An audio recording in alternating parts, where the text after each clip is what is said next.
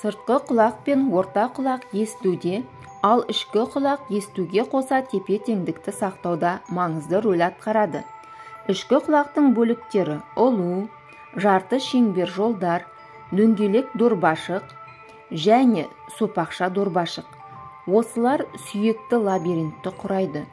Оның ішіндегі бір-бірімен байланысты қуыстар жүйесі, рецепторлар орналасатын жарғақты лабиринт бар.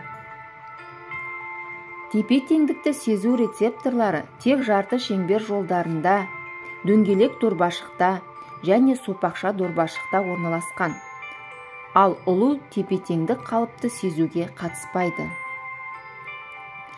Үш жарты шеңбер жолы бастың бұрылу бұрышының үдеуін сезеді.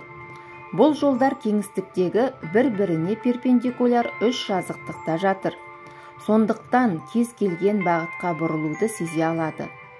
Жарты шеңбер жолдарының рецепторлары жолдардың кеңейген бөліктерінде, яғни ампулада орналасқан. Бұл түк жасушалары шын мәнінде механорецепторлар. Олардың ұзын өскіндерін желе тәрізді зат купула айнала қоршаған. Жарты шеңбер жолдары сұйықтыққа толы болады. Бас бұрылғанда эндолимфа сұйықтығы инерттілігіне байланысты қозғалу жазықтығындағы жарты шеңбер қозғалысын қайталамайды.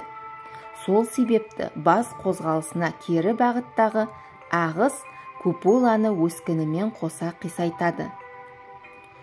Түк жасушаларында үнемі тітіркену тербелістері пайда болады, тіпті тыныш қалыпта да. Өскіндердің белгілі бір бағытқа қарай майысуы сигналдардың сипаттарын өзгертеді. Тербелістерді есту және тепе-теңдікті сезу ми жүйкелері, яғни 8-ші ми жүйкесінің талшықтары миға жеткізеді. Дөңгелек дорбашық пен сопақша дорбашық бастың орналасуын және бастың сызық бойымен үдеуін сезеді. Екі сезу органында да түк жасушалары болады және олардың өскіндерін купула жауып тұрады. Купуланың төбесінде ерекше кальций карбонат кристалдары, отолит кристалдары болады. Бұл кристалдардың салмақтары астарындағы өскіндерге түседі.